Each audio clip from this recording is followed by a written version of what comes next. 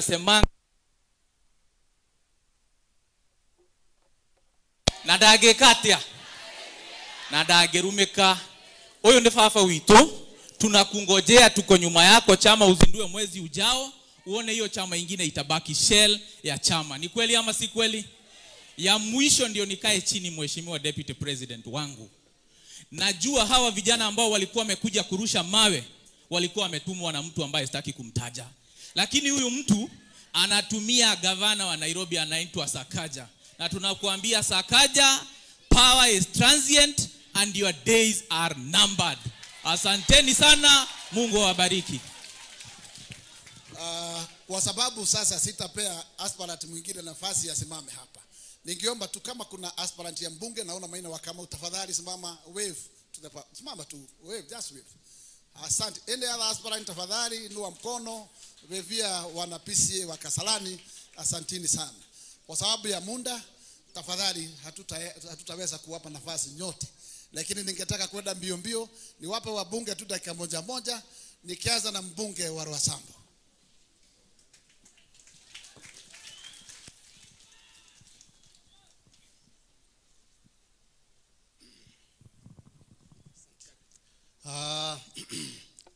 Your Excellency the Deputy President of the Masses, Reverend Wahapa PCA Mweki,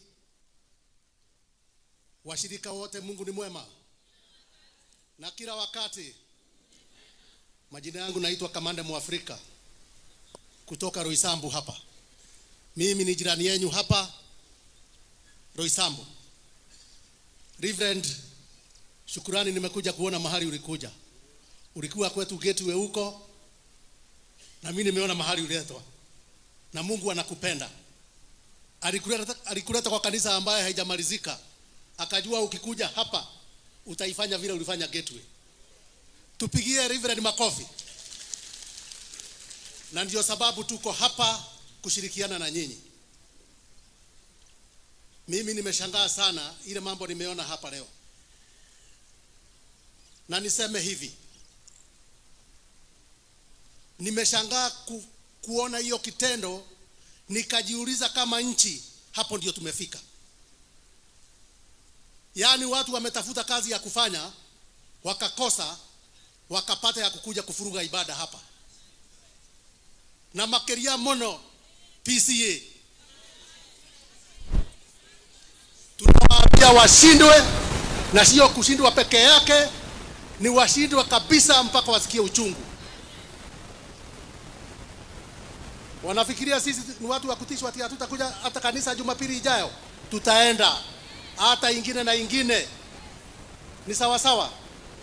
Kwa hivyo sisi hatutatishwa, tutaendelea kumwabudu Mwenyezi Mungu na tutaendelea kuingia makanisani kila Jumapili. Mimi nasema Mungu awabariki.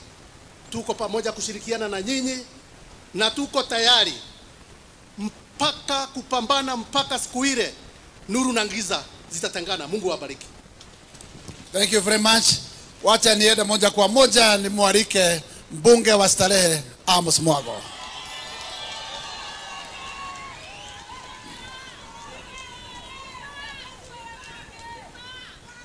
Thank you so much, Gakuya.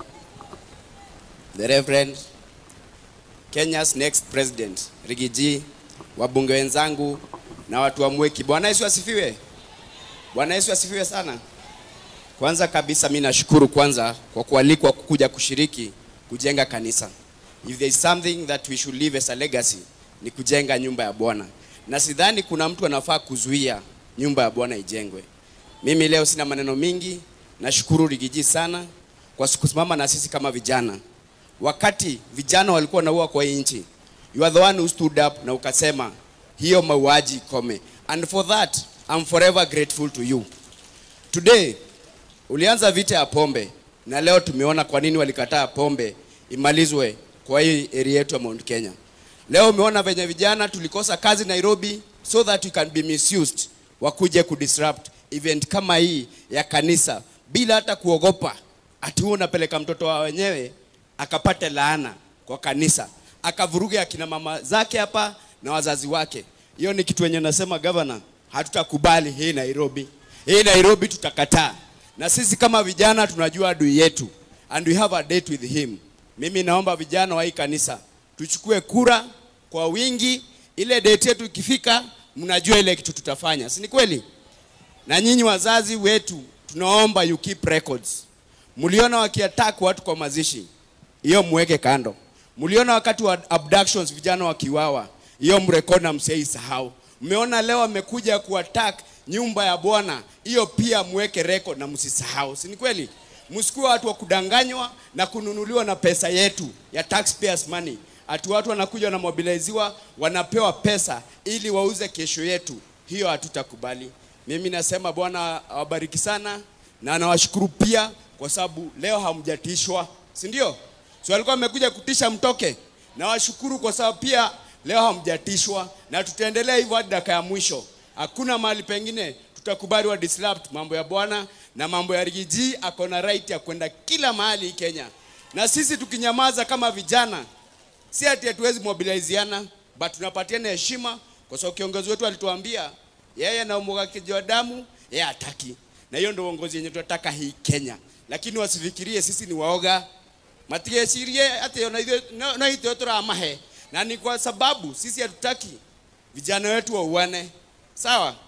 But ndio ateguo na tutapeana heshima. Haya. Tuende mbio mbio. Tumesema 1 minute.